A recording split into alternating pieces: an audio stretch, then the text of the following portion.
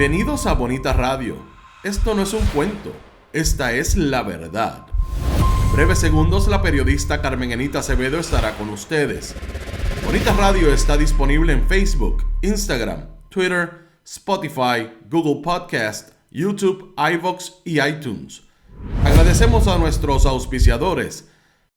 Cooperativa Seno Gandía, solidez y futuro. Y Buen Vecino Café. Nuestras transmisiones son viables también gracias al apoyo de ustedes. Pueden enviar sus donativos accediendo a bonitaradio.net. Allí podrán realizar su aportación a través de PayPal o tarjetas de crédito. También pueden realizar su donativo por ATH Móvil Negocios a la Fundación Periodismo 21. O pueden enviar un cheque o giro postal a PMB número 284. P.O. Box 194000, San Juan, Puerto Rico 00919-4000. Bonita Radio, esto no es un cuento, esta es la verdad. Con ustedes, la periodista Carmen Enita Acevedo, en directo desde el estudio Roberto el Indio Acevedo.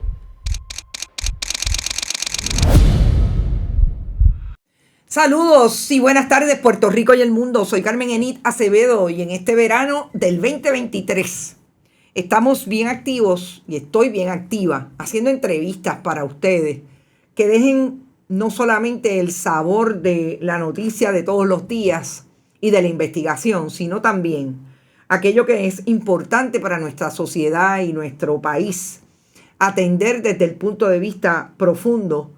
Y pueden ser temas desde la cultura, pero también pueden ser temas como la diversidad sexual. Y yo, en este verano que hemos atendido algunos asuntos de opinión pública y que han tenido impacto en esa opinión pública sobre la comunidad trans, he querido hablar con el presidente, el director ejecutivo de Waves Ahead, Wilfredo Labiosa, quien es parte de un proyecto importante que ha tenido repercusión ante la opinión pública, precisamente por algunos incidentes que ha habido con la comunidad trans en términos de su visibilidad, en términos de dónde están asumiendo sus posturas políticas, sus posturas ante la sociedad puertorriqueña. Y esa visibilidad le ha traído críticas, pero también ha sido un momento importante para reflexionar y abundar sobre los temas que atiende y que se atienden desde esa comunidad. Puerto Rico ha tenido a través de la historia una influencia en los movimientos sociales desde el punto de vista de los derechos de las minorías sexuales, que en este caso a mí no me gusta llamarlos minorías sexuales, pero están dirigidas o están enfocadas en la comunidad LGBTIQ. Y esa diversidad ha sido entre la comunidad gay, propiamente de hombres y de mujeres, se amplía, siempre se ha ampliado hasta este momento, que se visibiliza mucho más la comunidad trans. Y yo quiero tocar ese tema con Wilfredo Labiosa, que es una persona que ha estado al frente de organizaciones sin fines de lucro que atiende las necesidades de la comunidad LGBTIQ, y le doy la bienvenida por primera vez a Bonita Radio. Saludos, Wilfred. Saludos y gracias por hacer de este espacio para discutir este tema tan importante para nuestra diversidad que existe en Puerto Rico y en el mundo. Y en el mundo entero. Y yo siempre hablo del mundo y traigo a Puerto Rico porque además de que literalmente somos parte del mundo, lo que ocurre en Puerto Rico es reflejo de también otros asuntos que se atienden en todos los países nuestros, con unas puntualidades de, obviamente, diferencias culturales, etcétera, etcétera. Pero yo he querido hablar con usted y iniciar esta conversación, es la primera vez que hablamos, porque obviamente aquí hubo un asunto que trajo opinión pública y que trasciende de alguna manera ahora cuando vemos que hay un hincapié del Estado en hacer una campaña de publicidad del DMO, la institución que maneja el turismo desde esa organización sin fines de lucro, el turismo de Puerto Rico, enfocado en la comunidad trans. Por lo menos esa es la imagen que traen. Y obviamente si usted trae la imagen, pues está tal vez hablándole a una comunidad, aunque para mí es un poco más diverso, pero bueno.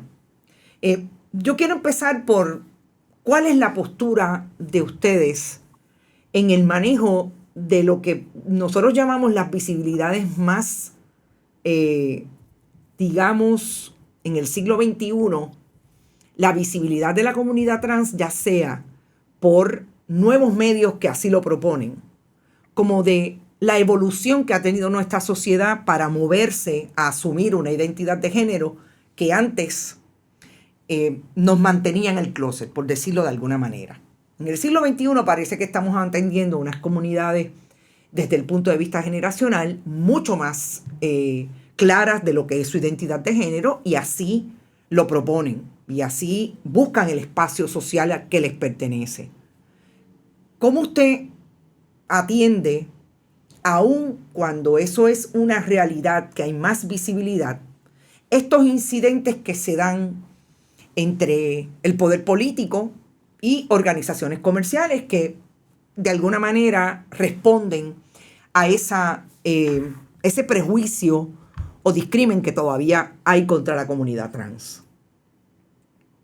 Y gracias, Carmen, por esa pregunta. Y vamos a comenzar diciendo de que históricamente las oficinas de turismo de muchos de los estados de los Estados Unidos, incluyendo el mundo, han incluido campañas para promover su turismo con la comunidad LGBT, porque siempre ha sido, desde los años 70 y 80, después de Stonewall, siempre ha sido un mercado para que la gente venga a visitar espacios, porque existimos y siempre lo hemos existido desde el principio de la historia, desde los tiempos de Egipto, romanos, etcétera. Siempre hay una evidencia que la comunidad, no solamente gay y lesbiana, pero también la comunidad trans, ha existido trascendentalmente a través de la historia. Y hay muchas y muchos personas que han hecho momentos históricos, momentos científicos de descubrimiento que son de la comunidad LGBT, pero que esa parte nunca se educa a la juventud ni a los niños cuando están leyendo los libros de historia. Pero a pesar de lo que acabo de decir, por supuesto, ahora hay mucha más visibilidad por las redes sociales, porque todos nosotros y nosotras tenemos que estar atentos a lo que está pasando en ese segundo. Más cosas están ahí en la mirada de las personas. Necesitamos como esa presentación de noticias hiperactivas, ¿entiendes? Nosotros estamos en un momento histórico de que cualquier cosa sucede, al segundo necesitamos saberlo y necesitamos saber los detalles. El problema es ese mismo, que mucha gente no busca los detalles, mucha gente no se educa al respecto y solamente ve las letras en negro, ¿verdad? Que dice el título de la noticia y no leen más allá de la noticia. Y ese es uno de los problemas que tenemos como sociedad, que solamente vemos el principio y nunca vemos como se diría, el contexto la madurez y la profundidad de ese artículo. Claro. Y exacto, y la profundidad. Y ese es un problema que tenemos como sociedad, como individuos, y que solamente reactuamos pues de lo que me dicen y no de lo que yo aprendo. Yo voy a utilizar esa misma línea, lo que me dicen versus lo que yo aprendo. Obviamente es un problema también de conocimiento que se problematiza con unas redes sociales que la gente consume como si fueran la verdad, y de ahí no pasan y no profundizan. Porque obviamente hay gente, por ejemplo, habemos periodistas que sí lo hacemos, pero no necesariamente todos los medios de comunicación profundizan en lo que hay desde el punto de vista de una noticia o lo que es importante transmitirle al país. Pero utilizando ese ejemplo, yo quisiera que me dijera si en esta discusión hubo un planteamiento que a mí me pareció interesante de la conversación que se daba en Puerto Rico en los años 60, 70 y quizás hasta los 80 con las personas que asumían el transformismo desde el punto de vista de un producto mediático. Nosotros tenemos en la historia de Puerto Rico muchísimas imágenes de ese hombre vestido de mujer, que no necesariamente era una persona trans, pero asumía desde el punto de vista del discurso esa otra personalidad o esa personalidad en el manejo del hasta cierto punto había comedia, pero también habían productos que eran dramáticos, que traían la figura de un hombre vestido de mujer. ¿A usted le parece eso una analogía importante para traerle al país en este momento? Como antes podías interactuar sin ningún problema. Y ahora la única diferencia es que la persona asume su identidad de género diferente. Y hay que recalcar que en la historia de Puerto Rico, el turismo siempre ha incluido, las campañas turísticas siempre han incluido a eso mismo que tú estás hablando, Uh-huh. de ese transformismo, Uh-huh. de esa comedia de la comunidad LGBT que siempre estaba incluida en esos anuncios. De hecho, se ve mucho en el Caribe, que hasta los 80, hasta en los 90 yo diría también, y comenzando en los 60, Uh-huh. siempre estaba esa campaña. Nosotros en Ways Ahead, pues como nosotros trabajamos con el adulto mayor LGBT, siempre escuchamos esas historias de los y las individuos que vienen a nuestros espacios para buscar ayuda, y ellas siempre comparten historias que a mí me encanta. O sea, yo pues no estoy tan adulto mayor todavía, ¿verdad? Claro. Estamos llegando todos en eso. Sí. Así que siempre me gusta sentarme con ellos y ellas y escuchar esas historias que hasta en un momento dado, cuando yo estaba creciendo en Puerto Rico, hasta mi papá y mi mamá me hablaban de esos centros turísticos en el viejo San Juan, en Miramar, en Santurce, que hasta ellos y ellas uh-huh. iban a bailar, iban a confraternizar, y todos y todas, la gran mayoría, podían sí. confraternizar con la diversidad. Por supuesto que no voy a decir y no voy a cerrar los ojos a que había brutalidad de policía, que había y que todavía existe, y que por supuesto habían esos momentos malísimos en contra de la comunidad LGBT, en contra de la comunidad negra en Puerto Rico también, y eso todavía existe. Y eso pues, es otra interseccionalidad que la comunidad LGBT también vive, porque somos de diferentes razas, claro. de diferentes colores, así que eso hay que aceptarlo, de que muchos de los movimientos a través de la sociedad, a través de los años, desde los 50 o cualquier año que tú escojas, siempre hay esa interseccionalidad, esa diversidad que existe en la comunidad LGBT, y que muchas veces escogemos pues las luchas pues porque son tantas, claro. pues que es difícil llevarlas todas. Pero cuando me siento con los participantes en Ways Ahead, en los centros comunitarios que tenemos, me encanta escuchar esas historias, porque muchas veces esas historias no se comparten. Solamente hay pocos libros que las comparten, y que es importante seguir educando los adultos mayores y los jóvenes también, de esa diversidad que existe en Puerto Rico, y que nunca se olvide esa historia. A eso es que quiero ir, y precisamente conectar ese momento que vivió Puerto Rico, en que esas historias que ahora recibes de la historia oral de sus participantes tiene que ver con la diferencia, por lo menos el ruido que está tratando de hacer, a nuestro juicio, un fundamentalismo religioso que está en posiciones de poder. Y los que no están en posiciones de poder, como hablábamos antes, que obviamente quieren volver, entendiendo que sobre la base de hablar el mismo discurso de ese fundamentalismo religioso, se apega a la posibilidad de volver al poder. En aquel momento había un compartir que se daba naturalmente, que no ha dejado de existir en Puerto Rico, porque siempre yo trato de establecerle a la gente que las únicas personas que van a las barras gay no son necesariamente las personas gay. Hay gente que puede divertirse en una barra gay sin ningún problema, porque no tiene ningún problema. Y obviamente en las barras siempre ha habido un elemento del show que hace un drag, etcétera, etcétera. Esa es una normalización que se puede dar en esa relación entre personas que necesariamente no son parte de la comunidad, pero normalizan la identidad de género de otra persona.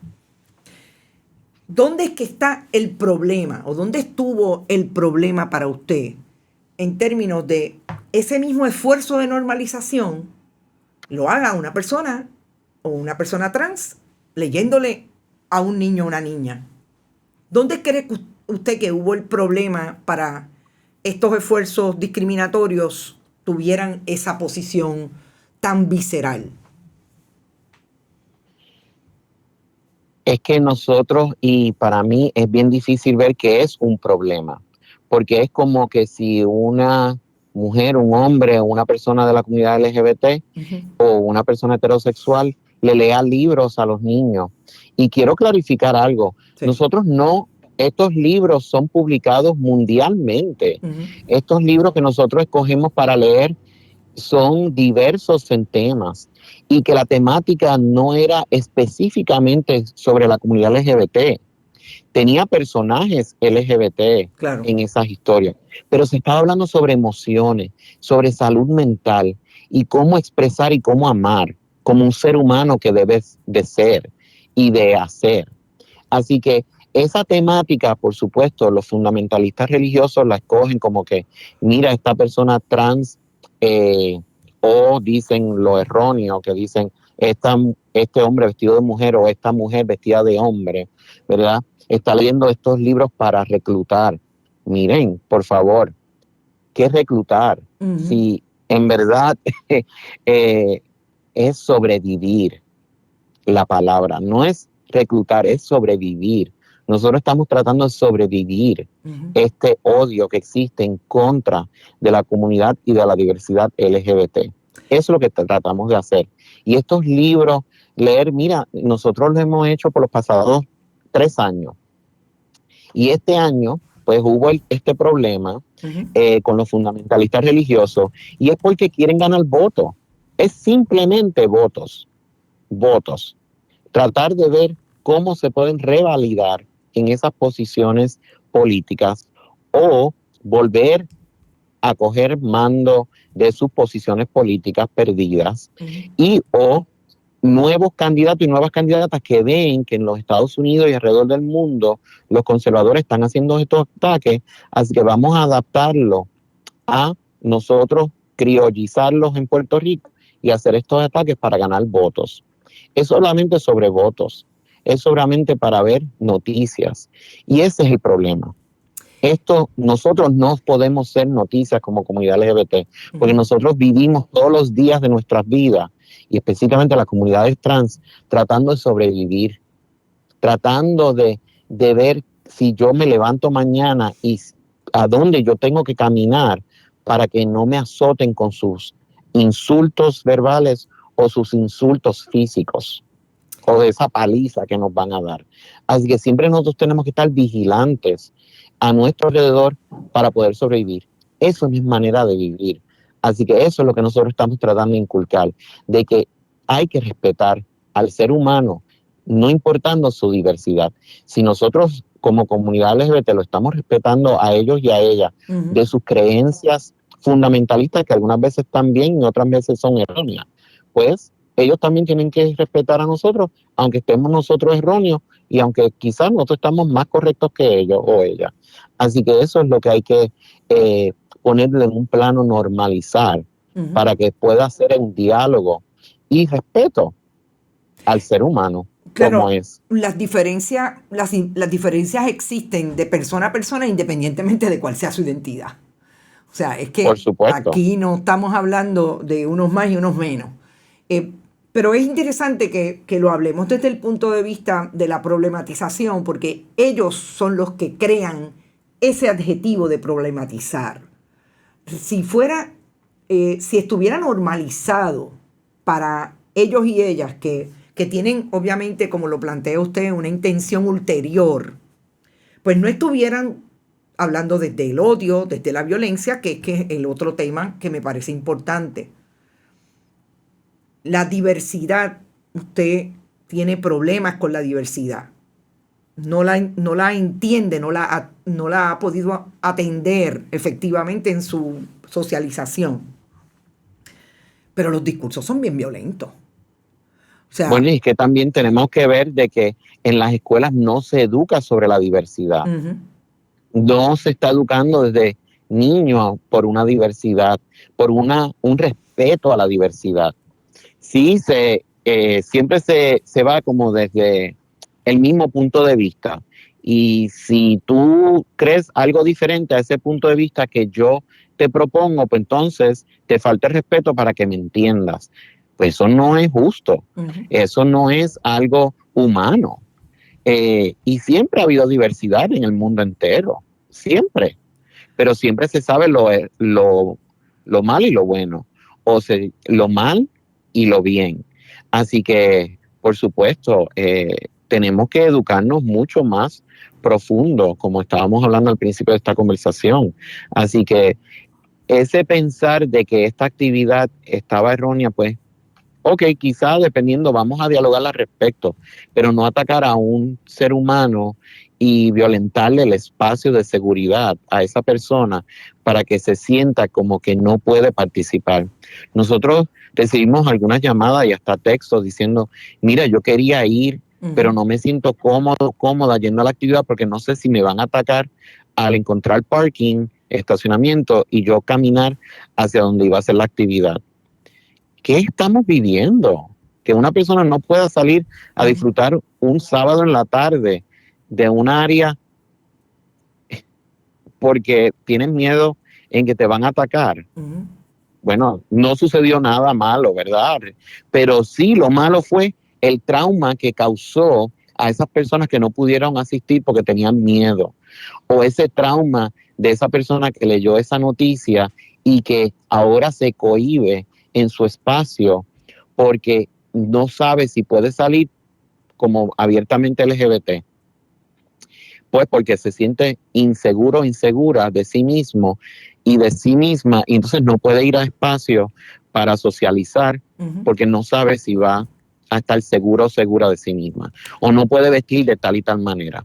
Vamos a recordar que las mujeres no podían usar pantalones y que eso era algo malo, hasta iban a la corte, las llevaban a la corte porque no podían usar pantalones. En el tribunal se prohibía. En el tribunal se prohibía a las abogadas utilizar pantalones. Exacto. En Puerto Rico. Así que vamos a comenzar con eso. Pues, ¿estaba bien o mal? Bueno, es un pantalón. Eso no hace a la mujer mujer. Claro. ¿Entiendes? Eso también es la socialización. Exacto. Porque sus credenciales es lo que hace esa abogada. Los credenciales, la licencia. No hace la vestimenta, no usa el maquillaje o no maquillaje, por favor. Exacto. Vamos a crecer. Yo creo que la conversación nos lleva en este asunto, sobre todo de los discursos públicos, a que esos discursos públicos, y yo quisiera, es una pregunta, esos discursos públicos tienen obviamente unos protagonistas que, como usted dice, están en el poder por un lado y otros que no están en el poder que quisieran volver. Pero ¿cuál es la experiencia de ustedes en la calle con la gente común? La gente, no quiero decir común, perdón, por la gente de a pie, con el país, con la gente que se acerca a las comunidades trans, a los proyectos que ustedes tienen. ¿Usted diría que la experiencia es más negativa que positiva en términos de esa normalización y de ese junte que se da entre unos y otros? Yo no puedo decir eso. La gran mayoría de las veces es mucho más positiva que negativa. Lo único es que esas voces negativas son las que tienen los medios y que tienen accesibilidad a los medios. Claro. Y que aunque una persona grite, pues entonces las personas como lo leen, como lo ven en las redes sociales, lo ven como la normalidad. Pero eso no es cierto. Cada día de nuestras vidas vemos muchas cosas positivas saliendo. Mira, si Ways Ahead no hubiera una necesidad para nuestro servicio, pues no existiríamos. Pero hay una necesidad para nuestro servicio enfocado en la salud mental. Y por eso es que hemos crecido a 5 centros comunitarios alrededor de Puerto Rico, no solamente en San Juan, en la capital. Así que hay que pensar en eso también. wow, esta organización tiene 5 centros. Bueno, pues entonces significa que están utilizándolo, Claro. estos servicios. Pues entonces esa es la pregunta.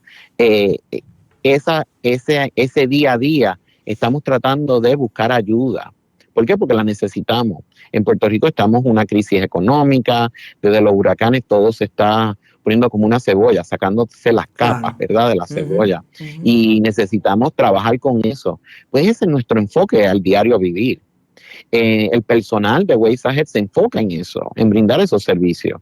Entonces, pues, a mí y en otras personas de Ways Ahead, pues nos enfocamos en esto, en hablar contigo, en seguir la educación a égidas, a diferentes espacios, porque el trabajo sigue todos los días. Aunque yo me estoy enfocando en esto, pero todos los días se enfoca y en verdad cuando yo salgo a la calle, a las comunidades, recibo mucho amor y mucho cariño de mucha gente que está agradecidos por el servicio que se le brinda, por ese compañerismo, con ese respeto que se le brinda. Y por eso es que a los centros no solamente va la gente de la comunidad LGBT, también van heterosexuales que necesitan ese servicio de salud mental y que no se sienten cómodas yendo a un psicólogo o a un trabajador social clínico en su clínica de comunidad o en ese hospital porque no los tratan bien. Así que nosotros abrimos nuestras puertas.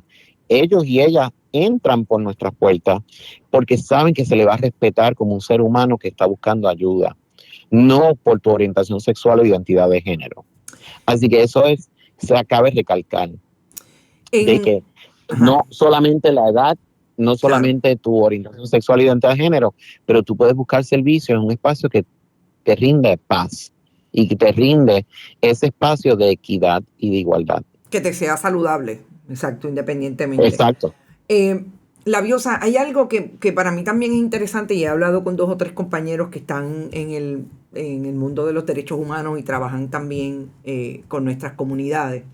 Y es el asunto de que hasta dónde lo que antes no resultaba ser una amenaza para estos grupos, porque no lo veían tan visible o realmente estaban enfocados en atender el ataque a la comunidad de mujeres y hombres que se definen como hombres gay y mujeres lesbianas. Hasta dónde la visibilidad de la comunidad trans les ha dado como ahora tenemos que ir contra estos. Es como, yo creo que ya nadie puede decir cómo han evolucionado nuestras sociedades y nosotros siempre nos miramos de frente a Estados Unidos porque obviamente pues tenemos una relación con ese país, etcétera, etcétera, y pues hay un enfoque, pero en el mundo entero los derechos de las comunidades gays siempre estuvieron ahí, incluían obviamente a las comunidades trans, pero eran menos visibles. Hasta dónde también eso es un criterio de estas personas para, caramba, ya no tenemos el caballito de pelea, no puede ser este grupo. ¡Pap! Y hay otro. Y allá van. También hay un asunto del miedo. Me pregunto hasta dónde ustedes han pensado, usted lo piensa, que puede haber algo de esto. Bueno, por supuesto, hay un poco de eso, ¿ves? Porque como la comunidad LGBT está tanto en los medios, está en la prensa nacional, internacional y local, pues vamos a atacarlos a ellos porque también vamos, como se dice, el piggyback, ¿verdad? Que es como una frase en inglés, que es como vamos a ponerte en tus hombros, porque tus hombros nos van a llegar hacia adelante y pues podemos estar ahí, tú sabes, cabalgando contigo, pues porque tú me vas a llevar a la prensa, porque pues estoy ahí contigo y ahí estoy a la misma par, ¿entiendes? O sea, por supuesto, hay un poco de eso, pero la gran gravedad es que hay un porcentaje grande de personas de la comunidad LGBT que está viviendo sus vidas a plenitud. Y eso, pues como hay más personas visibles, pues entonces, wow, no es tan pequeño ese grupo. Pues vamos a atacarlos porque ellos tienen y ellas tienen ese poder. Mira que mucho porcentaje hay en estos estados. Vamos a atacarlos porque entonces puedo ganar el voto de los otros y de las otras. O sea que hay mucho más al respecto de cómo puedo yo ganar para mis propios beneficios. Y vamos a mover esta conversación sobre lo político a lo económico. Siempre cabe recalcar que alrededor del mundo el poder económico de la comunidad LGBT es mucho mayor de lo que las personas piensan, y por ende es que hay muchos negocios que son inclusivos de la comunidad LGBT, que ponen y saben al respecto y se ponen para campaña. Que hay algunos ataques, como este año ocurrió a campañas multinacionales que ocurrieron, como de la cerveza o una tienda de departamentos en Estados Unidos, pues porque querían votos. Y saben que este año es primaria y que hay muchos legisladores. Pero en Puerto Rico no somos así que también es que hay personas en Puerto Rico que creen, bueno, si eso está pasando en Estados Unidos, pues vamos a hacerlo en Puerto Rico porque estamos en la misma índole. Sí, es lo mismo, pero no es lo mismo, ni se pide igual. Nuestra política es diferente, diferente. Y lo que están haciendo es creando un nuevo grupo de odio, un nuevo grupo de personas que no lo conocen como poder económico, como poder político, y lo están reaccionando de una manera de odio físico y verbal a las comunidades.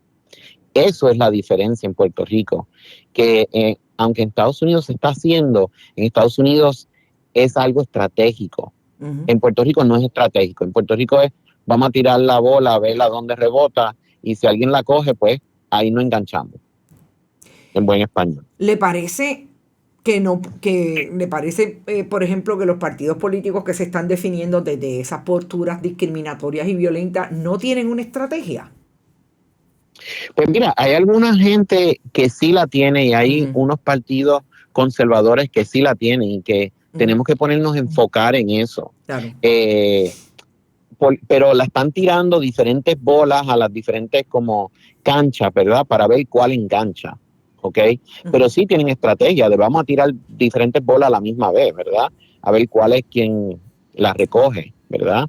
Y tienen un poder económico fuerte, porque si no, no pudieran hacer las campañas que están haciendo en Puerto Rico o en Estados Unidos.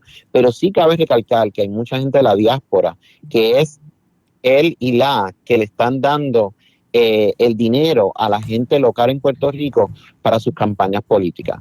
Eso sí.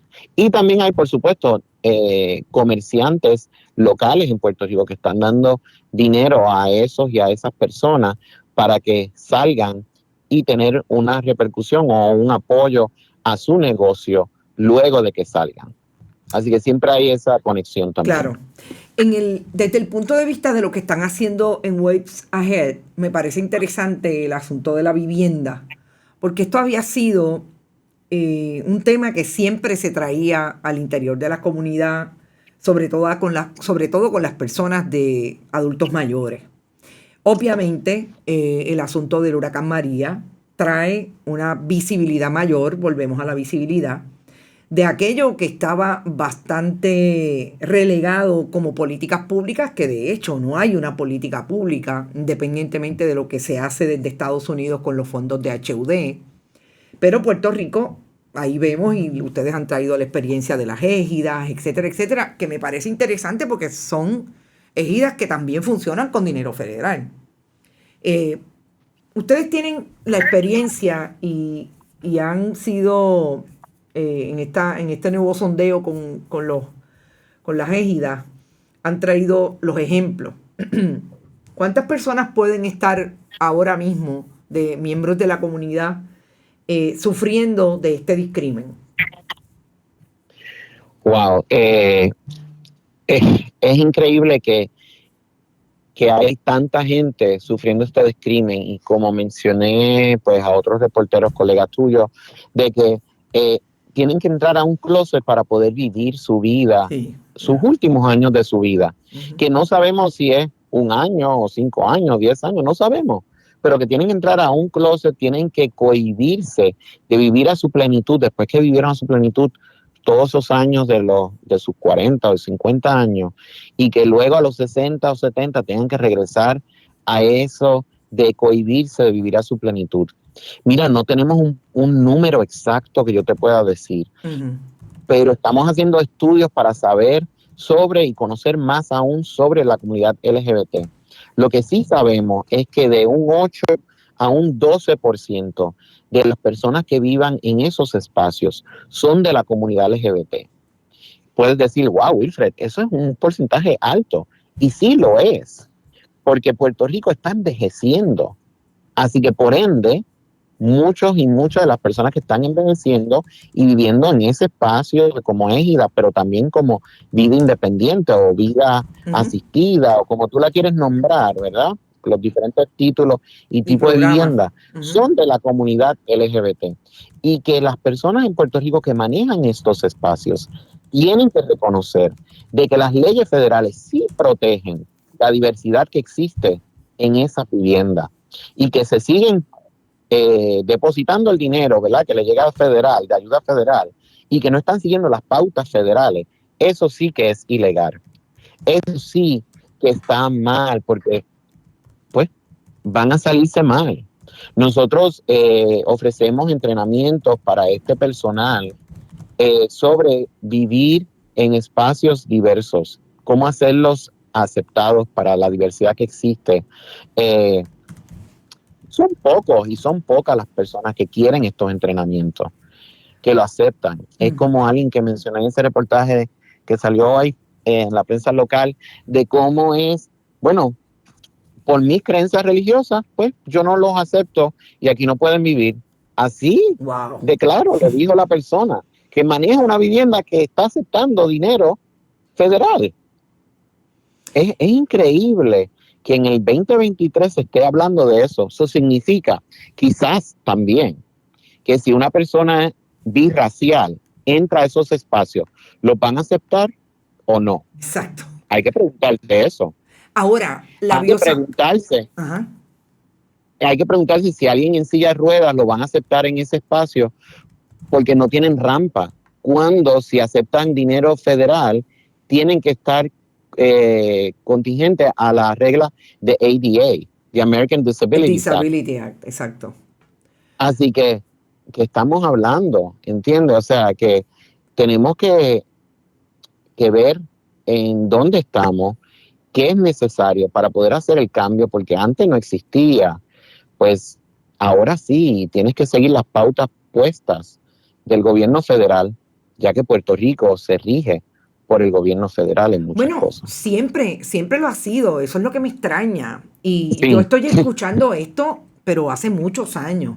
Pero ¿cuál es el remedio? Obviamente yo sé que una persona en necesidad de vivienda se le hace bien difícil establecer una querella por discrimen, que obviamente hay un mecanismo del Estado para eso.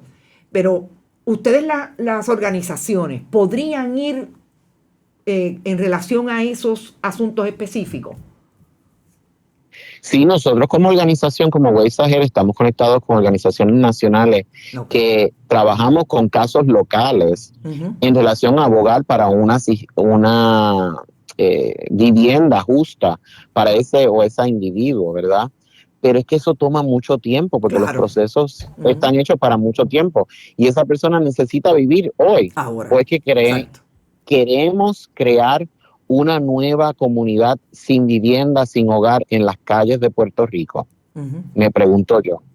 Porque entonces no es mejor ese espacio, y mira, te puedo decir que hay mucha égida en Puerto Rico, y muchos espacios que están vacíos, no solamente por el costo, pero también porque no van, entre paréntesis, por la entrevista bien y no pasan la entrevista. Esas entrevistas son mucho para juicio personal. No van por como se dice, por el libro. Vamos a hacer exacto.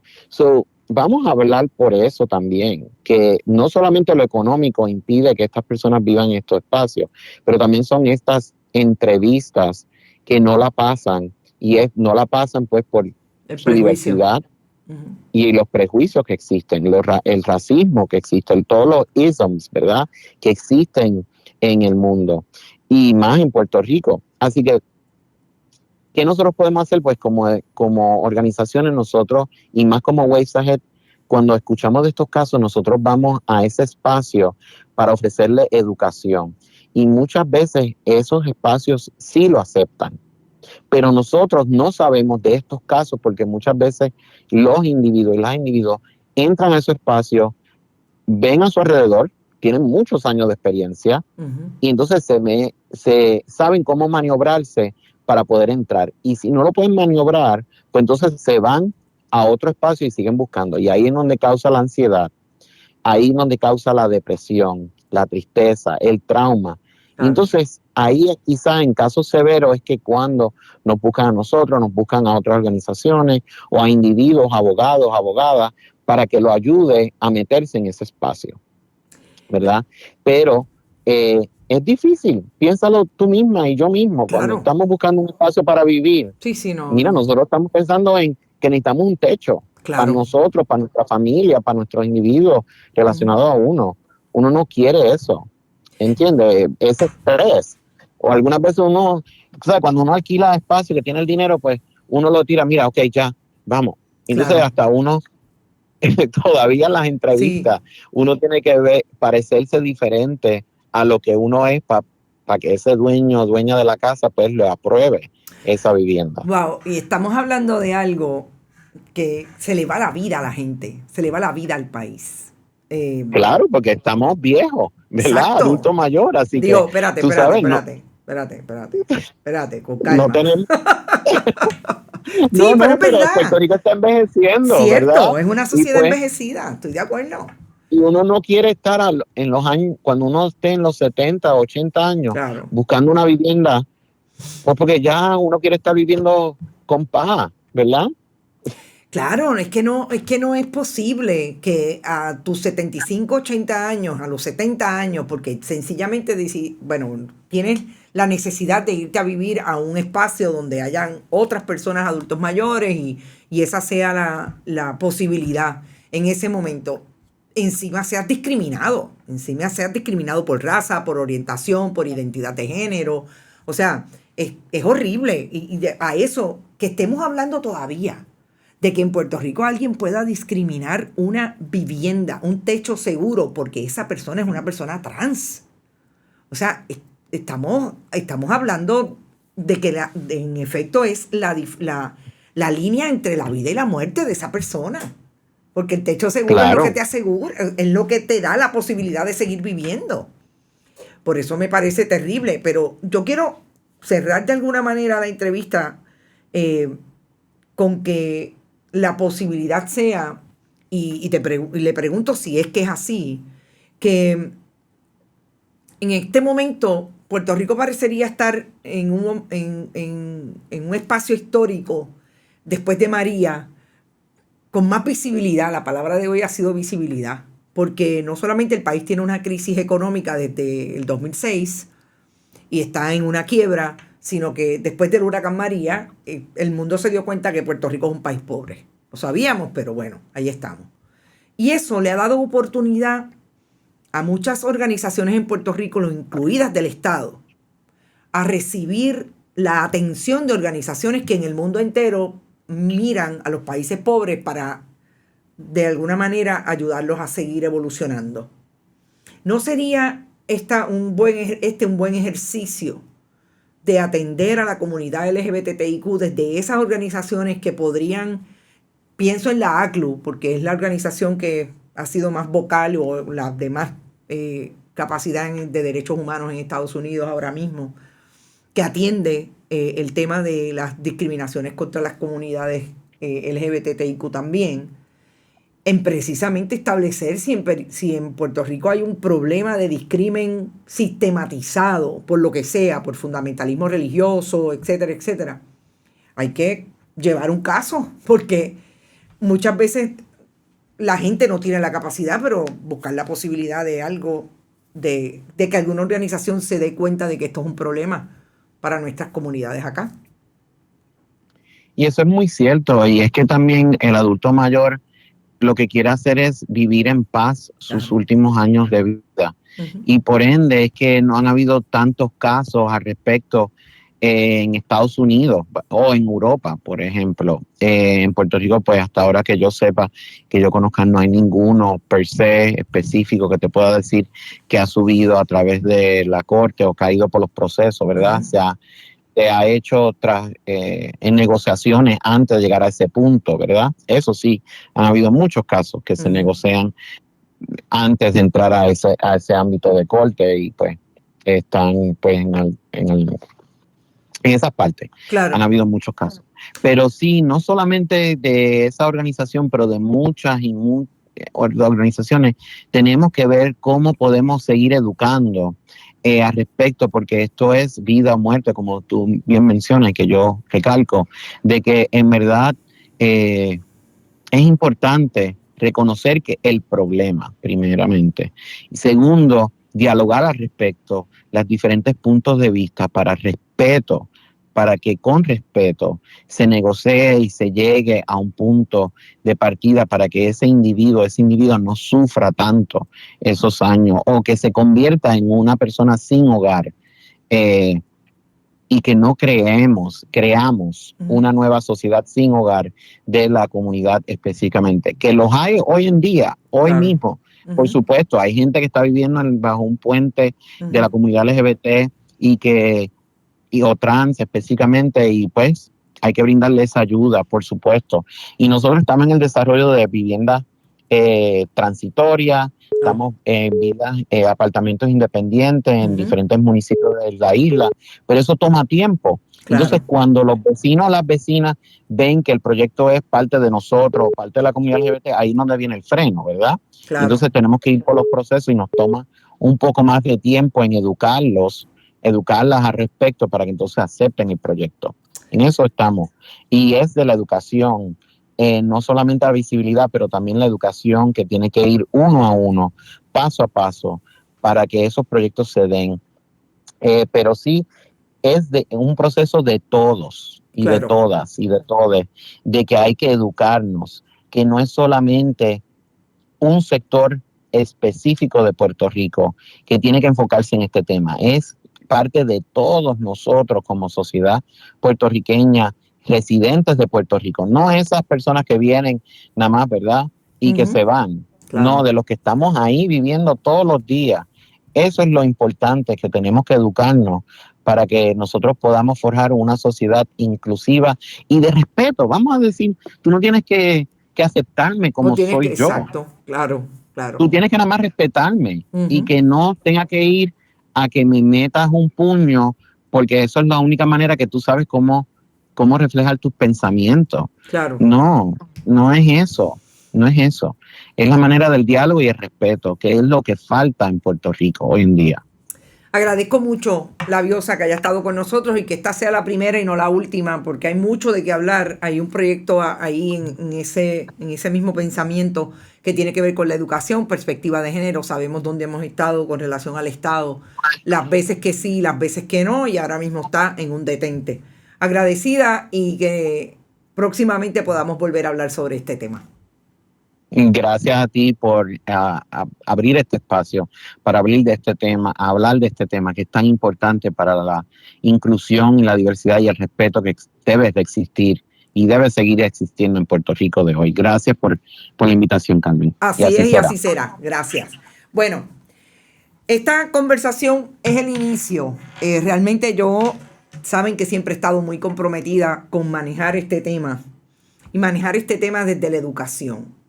Manejar este tema de lo que todos y todas debemos estar bien pendientes y presentes a sacar los prejuicios para tener una vida fructífera y un país en paz. Yo creo que ha sido lo más importante que hemos podido traer desde el punto de vista de educarnos y tener conocimientos. Usted no tiene que estar de acuerdo conmigo, con el otro, con la otra. No tenemos que estar de acuerdo.